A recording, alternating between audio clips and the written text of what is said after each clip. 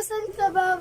Tutusan kita muna, bili ka ng suka, mantika at sibuyas at kamatis. Pakibilis.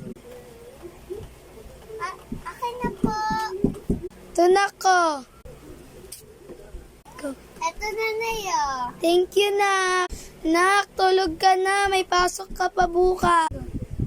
Very good. Tulog na yung anak ko. Magluto na nga ako. Nako, kumain ka na. Mamaya ka na matulog.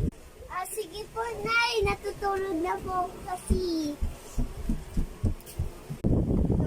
Nay, kumain na. Nak, tulungan mo nga ako paglaban. Dami kong labahin, no? Sige po, Nay. Nako, ikaw na magbanlaw at magsampay. Ang dami pa akong gagawin. Sige po, Nay. Isasampay ko na po ito at ibabanlaw